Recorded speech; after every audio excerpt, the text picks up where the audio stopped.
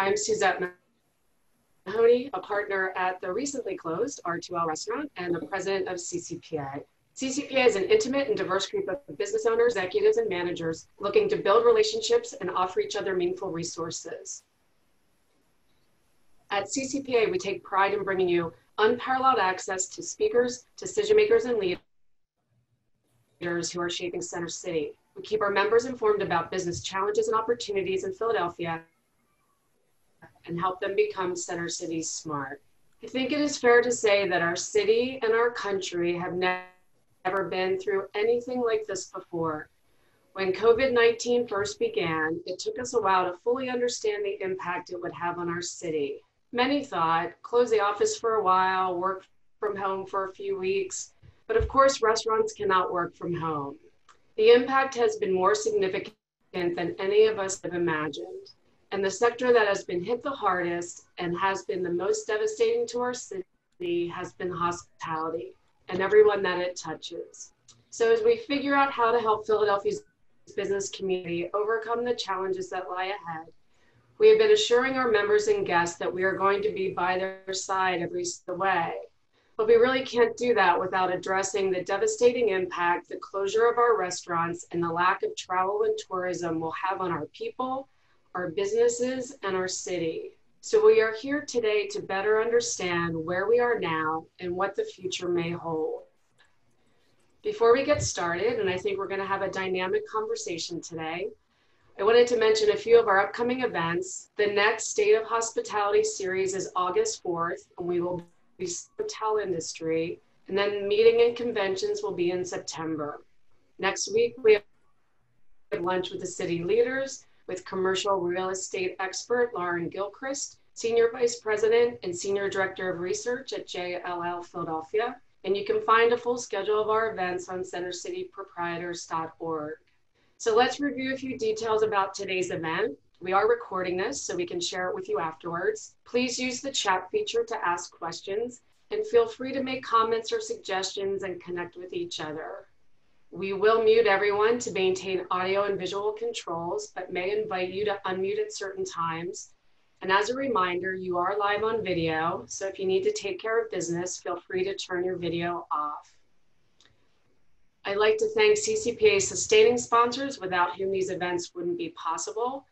Our preferred benefits provider, Michael Craig of Penworth Financial Services, and our sustaining sponsor, WeWork. Our moderator today is a friend, colleague, and fellow CCPA board member. Greg DeShield serves as the Executive Director at PHL Diversity, a business development division of the Philadelphia Convention and Visitors Bureau. Previously, Greg served as Managing Director of Business Development and Adjunct Instructor for Temple University Fox School of Business and School of Tourism and Hospitality Management. Greg is a graduate of Johnson & Wales University in Providence, Rhode Island, with a degree in Hotel and Restaurant Management and Hospitality Management. He is a member of American Hotel and Lodging Association, the Asian American Hotel Owners Association, and a board member of the African American Chamber of Commerce, the Asian American Chamber of Commerce, Center City District, Hispanic Chamber of Commerce, Independence Business Alliance, Philadelphia Gay Men's Chorus, and Skoll Philadelphia, among a few others. His full bio and those of our panel are in the program you were sent earlier. So please join me in waving a warm welcome to Greg DeShield. Thank you so much, Suzette, and it is my pleasure to moderate today's program. And I have to say that as we had a discussion about this particular program, it was really important that we were able to dissect it into specific modules so that there is an ability for us to have a deeper dive in this conversation. So today is all restaurants, and I would begin by saying that 2020 had promised to be another record-breaking year in a number of ways. However, unknown to us at the time, the coronavirus was advancing to the US in late December and January. And in February, the health and human tolls were coming into focus. And by March, the economic impact was becoming clear. Devastation was significant. Over 80% of restaurant workers were without a job. Restaurant and bar employees make up about 60% of the job losses that took place in March. The National Restaurant Association states that millions of hospitality workers have lost their job. So as of June 20th, Philadelphia's unemployment rate sits between 14 and 15%. The US Bureau of Labor Statistics state that Pennsylvania sits at about 13%. So in July, on July 15th, Governor Wolf and Secretary of Health, Dr. Rachel Levine, announced targeted mitigation efforts in response to the recent rise in COVID cases. The new orders took effect on July 16th. There are some specific languages for bar and restaurants. They are permitted to provide takeout and delivery sales of food, as well as dine-in services in both indoor and outdoor seating, as long as they adhere to the requirements that are set within the guidelines. And there are a number of items within the guidelines, which I'm sure our panelists will cover today, but there is a couple of items that I would point out to you. Occupancy is limited to 25% of the stated fire code for indoor dining, or 25 persons for indoor events or gathering in a restaurant. And that does include staff. So as we move as a city and a state from yellow to green, currently there are a lot of changes that happen day by day. And it is with a representation of those who are well entrenched in this industry that will learn more about it today. So I'm going to turn it over to our panelists to take about a minute to do some self-introductions. So why don't we start, Ben Felicia. Hey guys, I'm Ben Fletcher. I'm the Director of Operations and Strategy for the Pennsylvania Restaurant and Lodging Association, Philadelphia resident and a longtime restaurant operator in the city of Philadelphia. The PRLA has really just been working to share guidance and resources with the entire industry since this pandemic began, and just really trying to fight hard for all of not only our members, but for all the restaurants and hotels out there. Up until last Thursday, we've been pretty lockstep with the governor. When he started opening up the different counties, he finally reached out to us and said, show us how to do it the right way. And we'd already worked with a lot of different task force and groups to come up with safe guidance for restaurants to use. And so as we saw the plans be distributed across the state, we were very happy with the path he took. Up until last Thursday, when there was some guidelines that came down that weren't based on facts or science or anything. It was very arbitrary, and we can get into that. But right now, we are advocating for this great industry. We are providing resources, providing guidance, and all I do all day long is answer emails and texts and Instagram DMs and Facebook messages and Twitter responses. And I'm happy to do it. I'll have my number, my cell phone number in the chat. People, please reach out to me with any questions or requests, and that's what I do. I answer questions. Thank you. I think that Ben's perspective, speaking on behalf of PRLA, gives us a much broader and overarching interpretation of our conversation today. But Judy, I'll just ask you to take a couple of minutes to introduce yourself, speaking as a restaurateur. Sure. My name is Judy Nee. I own a small shop here in Center City, Philadelphia called Bology. We focus on modern Taiwanese food, basically espousing the philosophy that food is medicine, and we try to take care build a sustainable business model, not just through our sourcing, but also through the way we try to take care of our people. We've been very fortunate that so far, and I don't know, this changes day by day, so if you come see me tomorrow, my hair could be completely white. I'm freaking out. We've been fortunate that we have not had to let anyone on our team go. Conversely, we are a very small team of 6, which also includes me and my husband as well. And I am so fortunate to have a team that has supported us through this time. So we are grateful for that. But that doesn't mean that we have not, I don't know how many texts or messages I've sent Ben, so thank you very much for taking all my calls and freakouts. But we are suffering as an industry, and with the varying different degrees of information as well as rules and, rules in reality, and, obviously a pent-up desire for people not to be stuck at home anymore. we may have had to make really difficult choices that are probably not in our business's best interest, but it is in our people's best interest. And it constantly feels on a daily basis that we have to make that choice. And I know that by taking care of my people in some cases, I might also be forfeiting the right to keep my business going long term. And so that becomes a daily struggle for us. We understand very much what is going on in Philadelphia. I hear it from everyone, but our goal is to build a sustainable business model throughout any type of period, not just during COVID or pre-COVID. But obviously this situation is not something that any one of us had planned for, but we try to do our best during this time period. Well, thank you so much. And we'll dive into more of the subject matter shortly and really appreciate your insight. And Suzette, why don't you give us some insight and introductions on your behalf, especially as an operating restaurant?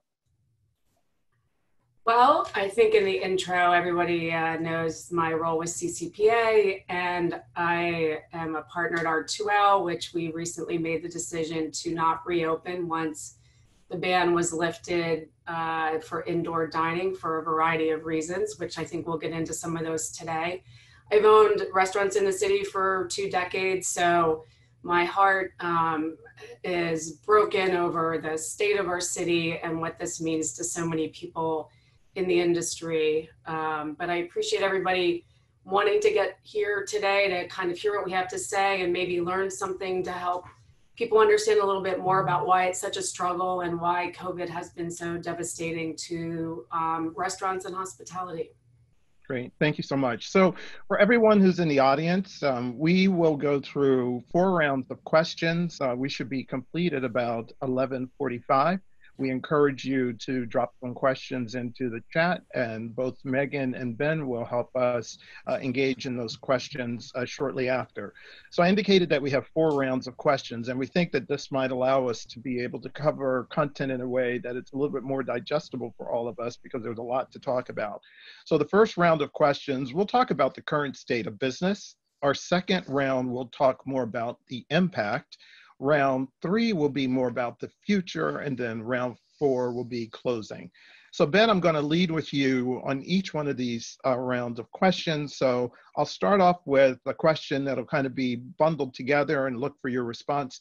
Once again, panelists, I'll just ask if you could be as concise as possible. We have a lot of questions that we want to move through. I know we have a lot of information, but brevity is our friend today. So Ben, why is being closed for months so difficult for restaurants in particular, and what are the costs of being closed? Sure. Well, I mean, I know Sue can answer this probably even better than I can. But just to give you an example, 5 years ago, when the Pope came to town, I was operating a restaurant, and we had to close for 1 weekend. We had to close for a Friday, Saturday night. It took us over a year to regenerate that revenue that we lost for that 1 weekend. So a long-term closure is devastating. Restaurants can't operate at 50%. Restaurants definitely can't operate at 25%. It went from a position where you would try to thrive to just try to survive. And that's what everybody is doing right now.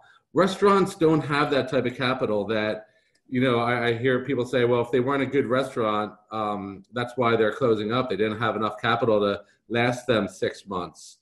The fact of the matter is, restaurants, just because of how restaurants operate, you don't have that type of capital. You're looking 2 weeks out, you're looking 3 weeks out, maybe. So it just puts everybody in a really difficult spot. Right now, we're starting to see restaurants close on a weekly basis. That's and we'll talk about the future, but right now it's day to day, and we're just doing everything we can to help out. Sue, did you want to hop in on that as far as what you see? So real quick though, Ben, can you give us a sense of, in a good climate, economic climate, what is the success rate for a restaurant that opens? What's that percentage look like? It's tough to say, right, Greg? So they say if you survive, 1 year you have a chance of surviving 3 years, right? And they say most 60% of restaurants won't survive 3 years.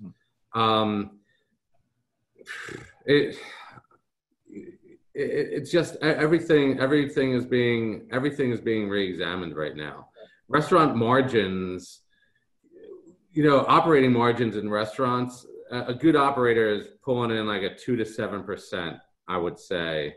So as soon as you start making adjustments, as soon as you start making cuts, as soon as your revenue drops, 2 to 7% is not a whole lot of capital to be working with. So it's just really a struggle right now.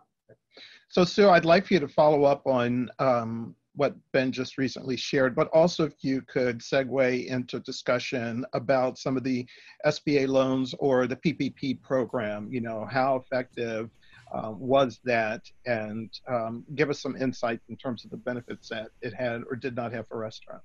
Sure. Yeah, I think the PPP is if you didn't meet all of the criteria as precisely as it was written, there's a good chance you wouldn't have any of it forgiven. And you couldn't find anyone to give you clarity because there was no clarity coming from SBA or Treasury. So since then, some of that criteria has changed. But when you received the money, you had to manage it based on the law at the time you received it. So it didn't help you with other operating expenses. And all of those expenses continue to accumulate each week and each month that you're closed with your vendors, insurance, and fixed costs that aren't reduced simply because you don't have revenue. We received money in the first round, which meant we had to use it in April and May, and we did use it as intended. We rehired people, and that got them off state unemployment and onto federal money. But it didn't help us reopen because you're still not allowed to open for indoor dining in Philly, and we couldn't pay vendors with it. So any other money that you use in a different way, if you decided to pay vendors with it or other expenses, that turned into a loan. And so then you're expected to pay that back. At that time, it was a 2-year period. It has since shifted to a 5-year period. But the last thing people need right now is more debt. And so the only real win that I see for some of these, for most of us, are that it got people off state unemployment and onto federal money for a period of time. For those that have strong outdoor dining or their business model is takeout, I think they have seen a benefit, but it's not lasting through this many months of reduced revenue. So they'll need more help to be able to get through this. Right. Well, that was actually a great segue. So Judy, can you give us some thoughts or explain why doing takeout isn't necessarily a sustainable model for most restaurants? So we are, I guess, what you would classify as a traditional fast casual restaurant. On March, I want to say 16th, we closed the doors to outside people coming into our shop in order to make sure that our staff would be safe. We have seen, I think, a 50% drop since the stay-at-home order. We went up a little bit, and now with everyone else open too, we don't offer alcohol. So we are not as attractive for people to go out to, because I could understand if you're pent up at home and you want to get out, you don't want to just get a takeout and just go back to your house, which you've been in for 3 months. You want to go out, see your friends. So we've seen a further decline in those revenues. So we're probably at 30% of what we were last year. Not everyone wants to eat takeout. You saw initially in the beginning when everyone thought this was going to be 2 weeks, and they're like, let me do my sourdough challenge. And then now it's getting old. You don't see any bread baking anymore because everyone's realizing, man, this really sucks to have to cook all the time. And so what we're trying to do is pivot our business model to offer what we do best, which is just food production, right? And offer it in a variety of different ways. And also we are in a niche cuisine. We're like Taiwanese food. Half the people think it's Thai food, and which it's not. So what we're trying to do is continue to find ways to expand the core of what we do, which is to provide a sustainable business model and source sustainably. So we just keep throwing noodles at the wall, hoping one of them sticks. But this is not a great way to build a new business model under so much pressure. You know, I sit here constantly all the time, just, you know, we have couriers showing up at the front door. We have people who don't understand the regulations despite having all these signs up. We have a table out there to make it contactless, but we've had people scream at us, you know, and thank God we have like the doors locked, because there are people who just pull at it and are throwing things at it and screaming at us. Like, there's already enough pressure on people working in this industry, or for anyone dealing with this. The last thing we need is an exacerbation of this. And this is why we've kept our doors closed, because we don't know what's happening out there. I don't want to have people yell at me because I'm telling them, you know, you have to wear a mask. And, you know, it's just like, there's so many regulations. Not everyone wants to follow them. Now we have to become like these monitors. Like, it's a lot of work. It's not just take out. It's also like, we're the ones dealing with the public the most, because it's not like you're going to retail shops to buy things. We're the ones having to serve as like hall monitors, which is not part of the job description. And it's incredibly stressful to do in the best of circumstances. Under these circumstances, it's crazy. Like, my people are scared because, you know, they have to deal with this, and it's not fair that any of us have to deal with it. So that's why takeout is difficult for us. Right. So I appreciate that. And as you can see, just looking at our first round of questions, it really talks about the business of restaurants. It's very complex, and it's a lot more involved than perhaps we may see on the surface. I want to shift now and talk about the impact. So Ben, I want to come back to you. Can you give us some insights around the overall impact, and maybe one from a short-term perspective, because there are not just obviously the restaurant owners and the employees, but there are communities and vendors and farmers and charities. And can you give us some kind of broad range interpretation of what the impact has been? Sure. You know, when this first started, we didn't know, as Judy said, we didn't know how long this was going to last. You know, I was quoted, and it was widely shared in the beginning of March, where I said about 30% of restaurants would not reopen after this. And at that point, I was quite the pessimist. By the next month, I had the optimistic, people were quoting me as saying, hey, it's only going to be 30%. You know, so that's been fluctuating a lot. What we've seen in the past, I mean, even the past couple of weeks, Greg, this isn't going to end anytime soon. You know, we're not going to be back on track for a good another year, at least.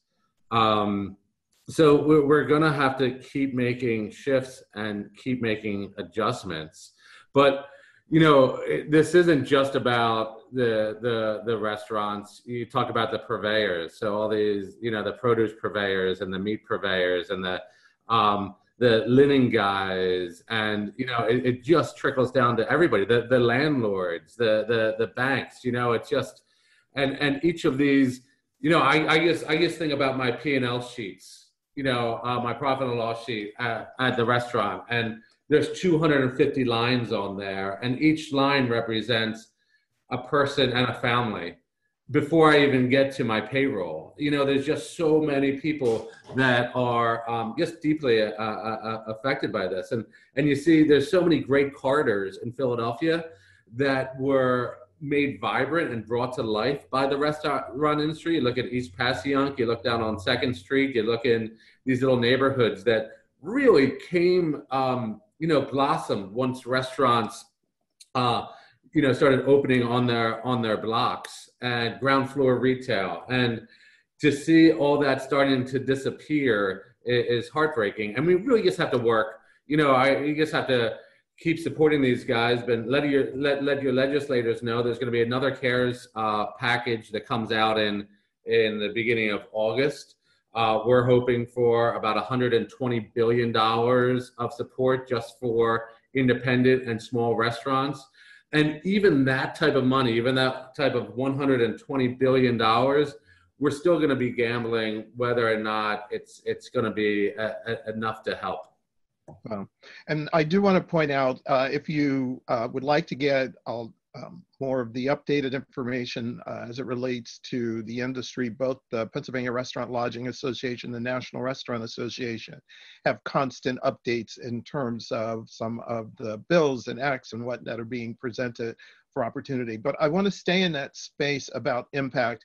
And I want to talk to Sue about this issue of indoor dining, outside dining, and the impact of it. We know that in certain parts of Pennsylvania, indoor dining is in. So can you talk about the impact of the delayed indoor dining and the capacity restrictions on restaurants in Philadelphia?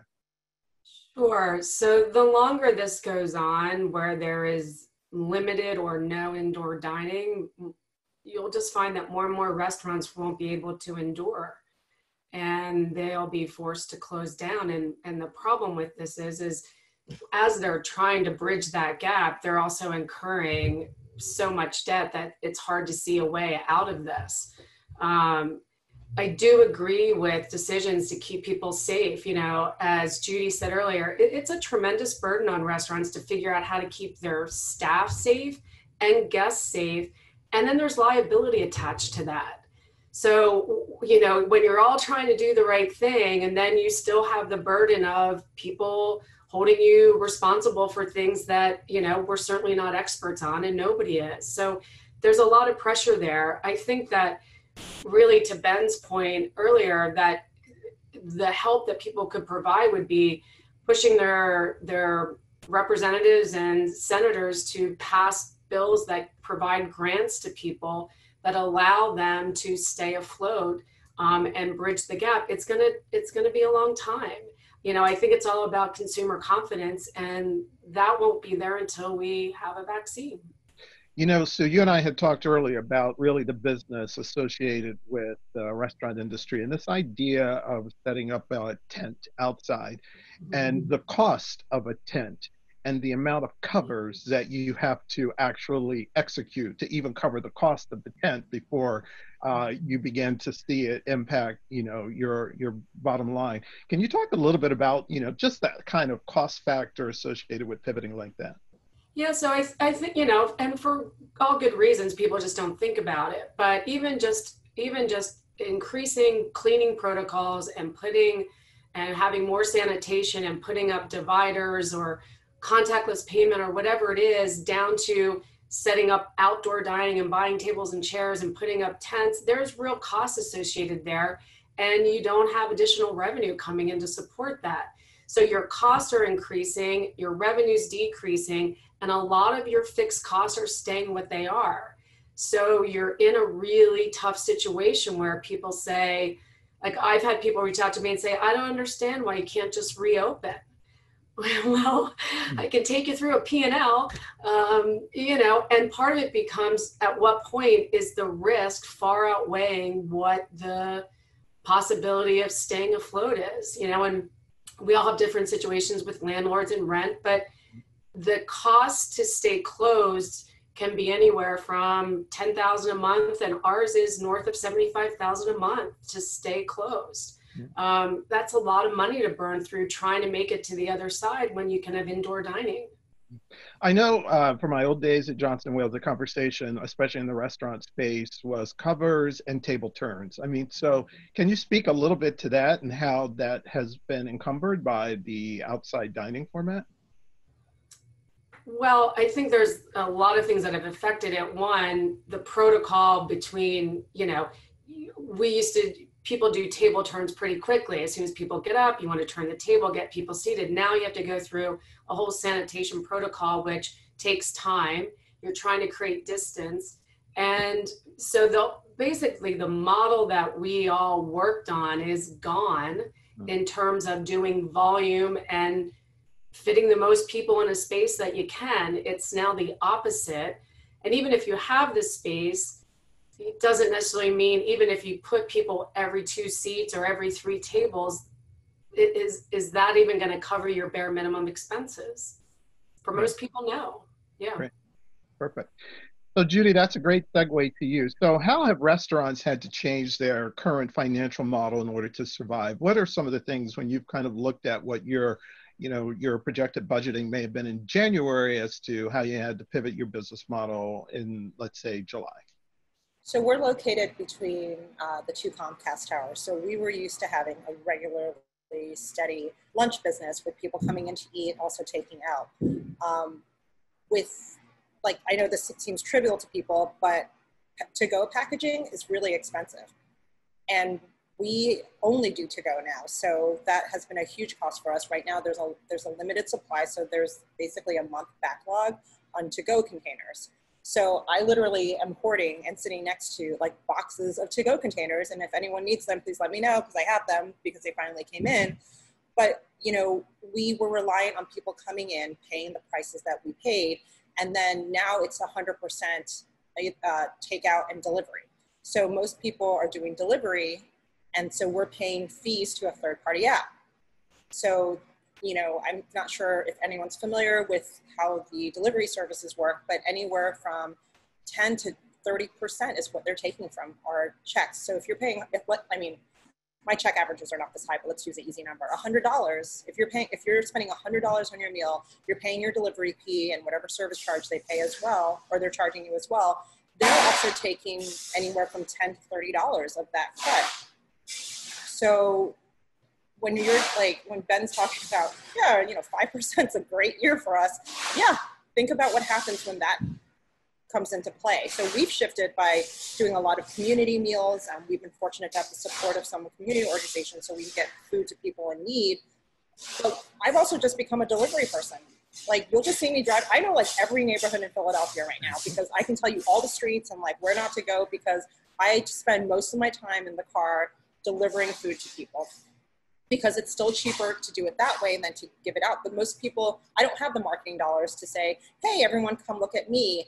I have to rely on a third-party app to do this. And we're trying to shift that as well. But, you know, we're just, again, a tiny little shop with non-mainstream food. So, you know, it was great when you had people who were interested, because we had such a large, you know, corporate base who were interested in it. But now we're trying to reach people that we never had to reach before. And, you know, everyone needs money. So, like, who are you going to, you know, for me, Taiwanese food is comfort food, but it's not going to be for most of the people. And I don't have the opportunity to greet a guest, walk them through the menu, explain to them what the philosophy is, tell them, you know, let them try food in case they've never had it before. Like, none of those pleasures are available to us anymore. So I don't have that direct connection with people to say, like, give us an opportunity, you know? And that is a huge, like, how do you get people on board when they can't taste your food? And, you know, maybe the Instagram picture is great, but you're like, I don't really know about this food. And I can't make that connection with people. I used to spend my day just standing at the counter, just talking to everyone. Oh. It's completely different now. Oh. So I want to move into our discussion about the future, and I appreciate the level of authenticity in your remarks to our previous questions, but, you know, kind of looking to the future, what does that begin to look like? So Ben, I want to start off with you. I know we've talked about a lot of the current layoffs. Can you talk a little bit about what PRLA thoughts are around rehiring, and what would rehiring look like? Sure. I mean, we're starting to see a little bit of it right now, right? Because the extra $600 a month or a week ends in a couple of days here in Pennsylvania. So, but the businesses aren't back operating at 100%. Most businesses aren't operating at 25%. So there's just no need, you know, and you heard from Sue the struggles with the restrictions on the PPP. So you really can't hire people back if there's no revenue coming in. So first, like, so that's a struggle right now. And then you have other folks, you know, we saw Rich and Kate at, you know, V Street trying to reopen V Street, and their employees said for a number of reasons they weren't coming back to work. Rich and Kate made the decision to just close V Street. So we're going to see situations like that happening too. You know, not only is it, you know, are we going to have to, you know, we have wear a mask, keep social distance. When you're eating or dining in Philadelphia and Pennsylvania, you have to be seated. You know, so we're working with, you know, as Sue said, a smaller amount of people coming through the doors because of social distancing. But we're also dealing with consumer confidence in coming back too. So even if restaurants were open at, say, 75 or 100%, we're not going to see full restaurants because a lot of people aren't willing to dine indoors yet. And which is why, you know, we are still pushing for to go and take out and curbside pickup and mixed drinks to go. Mayor Kenny is supposed to sign legislation that we helped draft that would curb third-party delivery apps to a 15% commission, and that would include 10% delivery commission and 5% advertising or other marketing commission. So, you know, we're trying to put all these little band-aids on this this big picture, but in the hopes that restaurants can start generating enough revenue to bring back as many staff as possible, because there's going to be a lot of people out of work. And you know, we hear that even though that $600 is running out, I think the Republicans nationally said there might be like $100 a week or something like that, but it's still not going to be enough. So there's a lot of issues going on right now. Right. And Sue, I want to segue into a discussion around, you know, the vaccine. We've heard some very optimistic insights about maybe by the end of the year, certainly by first quarter of next year. You know, what would be the impact of a vaccine? Do you think that that would be, you know, the big get well for our industry? What are your thoughts? Well, it certainly would help. I don't think you have consumer confidence until you have it. And then I think it takes time to build. I mean, if it comes in the beginning of the year, and then it depends how long it takes until it can be distributed properly. If it doesn't come till the end of next year, or say it doesn't come at all next year, you know, I think you have a real chance of seeing big box stores and corporations as the last man standing. And a lot of these independent small businesses will not be able to endure, but also it'll be a long, slow rebuild, and many people may choose not to get back in the game. And then Judy, you know, looking to the future, you know, what types of messaging are you finding that you really need to formulate in order to be competitive? I don't know if there's a way that I can confirm or deny that I'm competitive. Like, I'm just here. Like, we're open and we try to do this every single day. Like, I know like it's supposed to be optimistic, but I'm just more pragmatic than anything else. We try to do what we do well, right? We have a great team. We try to have a team that reflects the diversity and the amazingness that is Philadelphia. And we're going to do more on showcasing their talents so that we can offer more of a range of cuisines to the people of Philadelphia and the surrounding areas, and knowing that our diversity is what's making us stronger, and that at the end of the day, we are a food company, right? We're a community-based organization. We support farmers, we support these providers, and we have all these families that we take care of with our little shop. And so we're a little shop, so imagine what the big shops do. But we practice what I like to call ripple through economics, right? The strongest ripple is at the closest part to the drop. And we try to do most of our sourcing from local farmers. Those people need jobs too. It's not just the restaurant workers. Like, you talk about 60% of us are like, have you seen what farmers are struggling with? Like, they're throwing food away. Like, that's crazy with so many kids going hungry that this is happening in our country. And I guess the most important thing I would say to all of you who are on this call, we love doing this. Like, none of us did this. Like, I used to be in venture capital. I used to be in operations. Like, as my mom says, I used to have real jobs. And I do this now, right? Because I do this because I love it. And most of us do this because we do, like, there are other opportunities before us. We do this because we choose to, and we want to take care of people. If you care about this type of business that supports diversity, that takes care of the community, you got to show us the money. Like, I see all these people telling me how much they love small businesses, and then like they support, you know, companies that take care of people. But then you look on their Instagram feeds or where they're spending their money, and it's like to these jackasses who, you know, they're just being jerks. Like, I mean, this is not, everything that was hidden before is now coming out to light. You have to put your money where your mouth is. And if you don't support companies that are doing the right way, like Sue's company, like, we go out of business. This isn't something new that happened with COVID. It's just been accelerated with it. And so I guess you know, a lot of the criticism goes to capitalism or whatever the system is. But isms are people.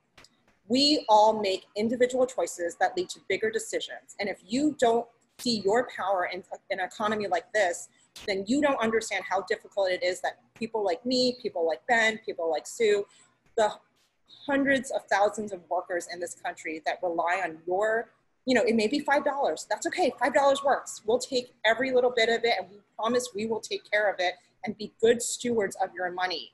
Give your money to the organizations that you believe in. It doesn't have to be just restaurants. But if you don't put your money where your mouth is, we will all go under, and then you'll be stuck with all these terrible companies, and then you're going to complain, why are only these terrible companies left? It's because you made choices. And we have to accept personal responsibility for the care that we do in our community and the local economies that we support. Well, Judy, I really appreciate and value your passionate remarks, and I think it underscores the significance of small businesses in the United States and why it really is the backbone of our economy. And I think the level of enthusiasm and truly the clarity that you've provided in terms of understanding how everybody's contribution to what takes place in small businesses like yours is what is one of the lifebloods to our overall economy. So thank you so much for your thoughts and your insights. And we're going to have to get you to speak a little bit more at some of our other CCPA events. Real overarching, Ben, I want to ask you real quick, can you talk a little bit about any of the new technology that seems to be emerging out of this, or some of the touchless options that are being made? I actually went to a restaurant the other day. One had disposable menus and the other one just had a QR code menu so that I could pick what I wanted on my phone. So can you share some insights about that?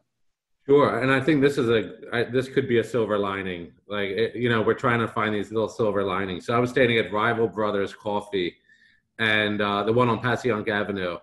And this had, an 80-plus-year-old man came up next to me and said, "Is anybody here?"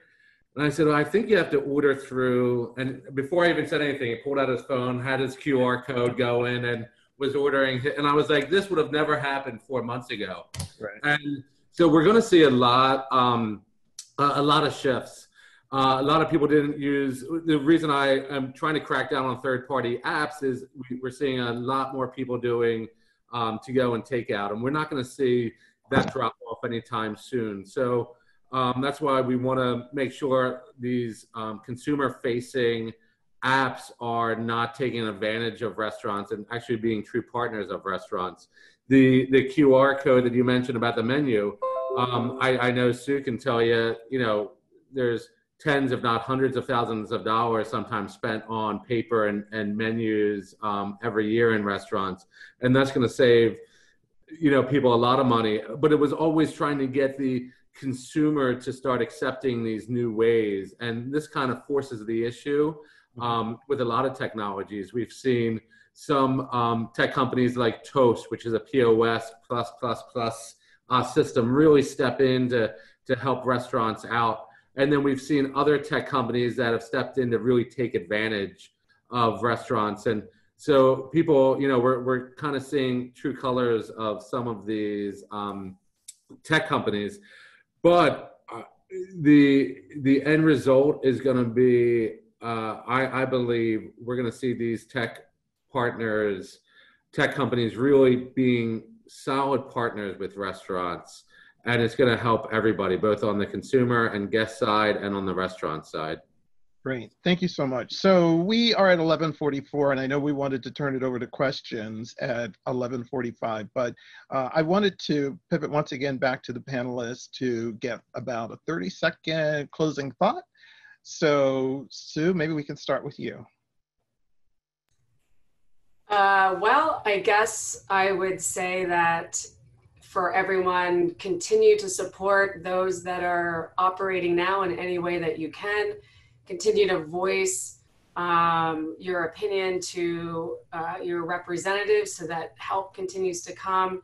And just be kind to the people that are trying to make it out there. It's a tough thing for everybody, and I think a little kindness goes a long way. Great. And how about you, Judy? Please and thank you are always appreciated. Everyone's doing their best, and I know there's a tendency to dismiss our industry as like a huge market opportunity, for venture capitalists and people like that. And having been on that side, I get it. But understand there are a lot of very talented, very skilled, very passionate people who literally do this because they just want to take care of you. And, you know, it sounds smushy and it sounds really soft, but we want nothing more to make your day than to make your day just a little bit better. Just let us do it for you and let us take care of you. It's going to be a little bit different. We're all adjusting, but we promise we'll get you there if you just give us the opportunity to take care of you. Thank you. And Ben. Sure. So the one message that I really want to get out there, and we're going to start promoting and start talking with the different destination marketing organizations across the state. It's kind of, I guess, a 3-step strategy to get back in biz, and it's common sense, but it's wear a mask, practice social distancing, and if you're eating or drinking outside of your house in Pennsylvania, you have to be sitting down. And, you know, if we can follow those rules, we can get back to where we were. And, you know, we used to be in a business where you had, you know, you kind of minded your own business. And if somebody else was doing the wrong thing, you would let them go. And we've seen that no longer works, right? So we're all in this together. If you see egregious bad actors out there from restaurants, report them. In Philadelphia, call 311, call the health department, report them to the BLCE. We're never going to survive this if there's constant bad actors out there. But from a consumer and a guest perspective, you know, don't make these restaurants be the enforcers. Wear a mask, practice social distancing, and if you're eating or drinking, sit your butt down. Great. So Ben and Megan, I know we've had a lot of questions pop up in the chat. Do you want to float some of those over to our panel? Yes, there are a couple. There's also a lot of comments and way to goes. But before we take any in person, there was one about real estate. So have the landlords worked with any of the restaurants? How are landlords working with restaurants for rents, for deferring, et cetera? I can take this because, so we're in a large mixed-use building owned by Aimco, who I think right now is probably the largest residential rental company in Philadelphia. They do their best, right? They've offered us deferments. They have not offered us any abatements.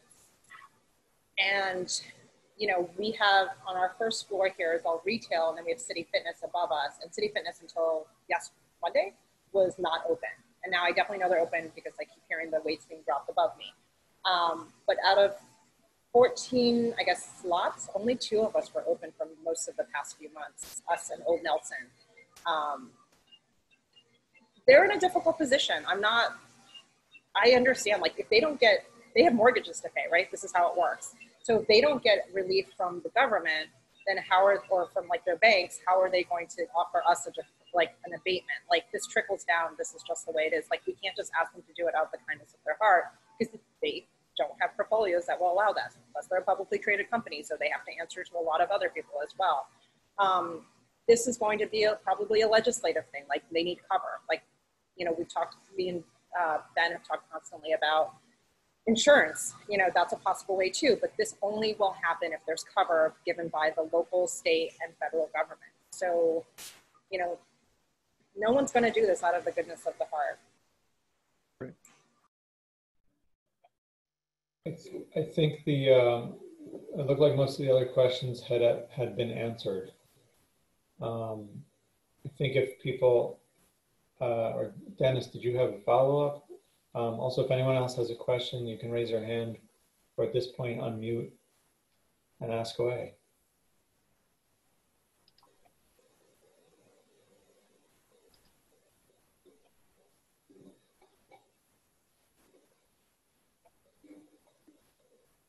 This is the first time I've been with a big group of people that nobody asked me what consists of a meal. Oh, what's a meal? Tell me what a meal is. 20 years in the business, and you need to, and now we know what a meal is. Thank God. Meal is not peanuts or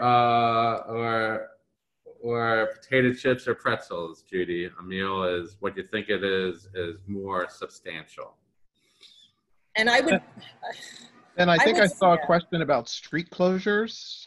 Oh yeah, okay, yeah, I did see that too. So Passyunk, so listen, I lost sleep over the thought of a Passy street party, because I just in my head pictured like a night market type of event, and I could see us on the national news being irresponsible as a city and as an industry. And so I think had made the right decision a few weeks ago to cancel that until they could figure out a proper way to do it. I also had a little nausea when Second Street last weekend decided to close, and but I went down there many times during the course of the night, and they were only letting the other thing about Second Street. So they closed Second Street between Market and Chestnut, and that is completely closed off, right? So there's no way to get into that area, and they were only letting people in that had reservations at the restaurant. And it was really well controlled, really well organized. The bid did an amazing job, and I would love to see more of that. Passy, if you look at that big strip, there's so many side streets. So to control the flow of pedestrians in that area bothers me, just because we don't want to see big crowds. We don't want to see people standing around drinking. We know that makes our numbers spike. So we also know that outdoor dining is safer than indoor dining. So, you know, we want to follow all these protocols and guidance, but we just want to do it in the safest way possible, and you know, protect our great citizens.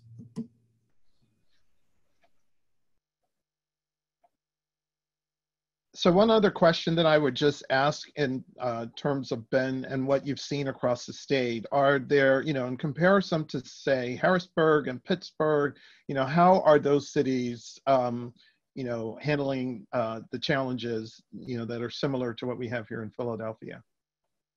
The hardest thing right now, Greg, is enforcement.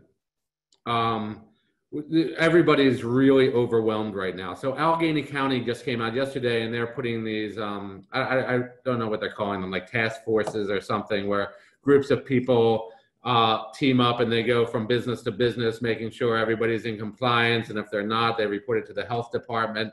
But, you know, what we've seen in Philadelphia, I mean, as of today, there's been a little over 11,000 visits by the state police over throughout Pennsylvania since July 1st. There's been one violation written up. So, you know, we saw a place in Fairmount that neighbors were calling every night to complain.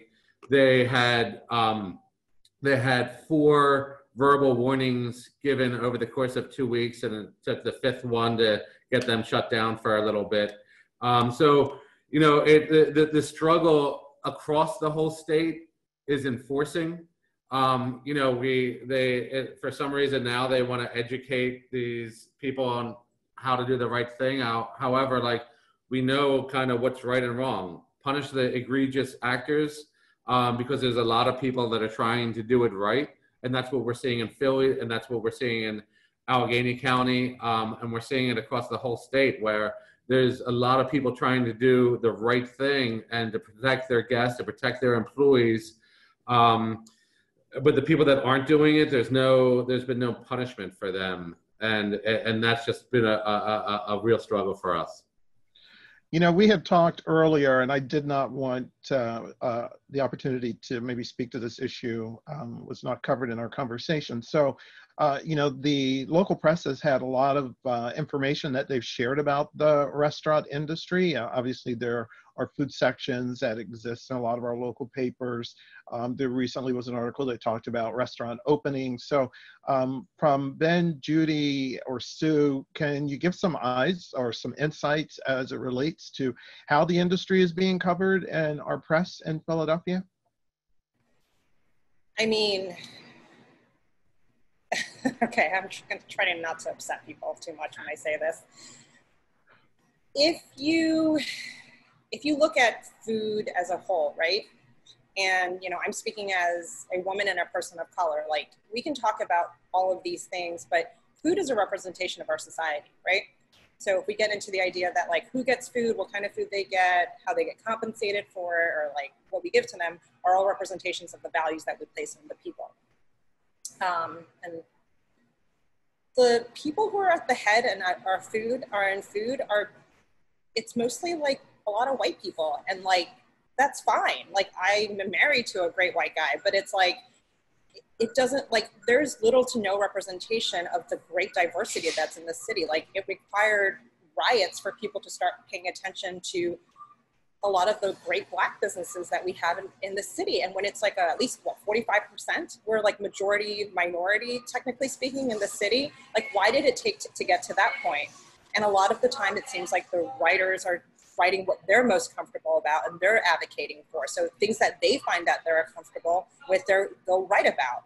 And there's, like, having spoken to many of these people, they don't do the research. Like, I literally had to write to someone on Twitter, like, they were like, there's a new innovative dish, da, da, da, da, da. And I was like, this is not new. It's new to you, but it's definitely, and it makes, like, and I specifically did Taiwanese food because I wanted to shout out to my culture and my heritage. But would it have been easier for me to, like, talk about how I worked at, like, one of the best restaurants in the world where we did new American food, and my husband worked for one of the best restaurants? Like, yeah, but we wanted to do our food at an accessible price point because it's part of our value set. And we wanted to be good stewards of the faith that people give to us as a business.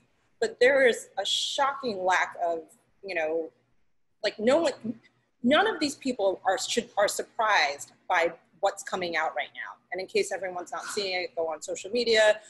Like, there are so many workers' issues, and I'm not saying that they're all correct, right? Because as a business owner, I very much understand the numbers that go into things. But when people have been making inflammatory comments for years now, and they're just finally getting called out, and it seems like they all know the same people, and it's always the same circle of people, like, bad behavior is overlooked constantly. And so, they get promoted, they get more press, they're cooler, right? Because I'm definitely not cool, and you get more money. So if you want independent small businesses that do, that support your city, like, where's the press for all of those businesses?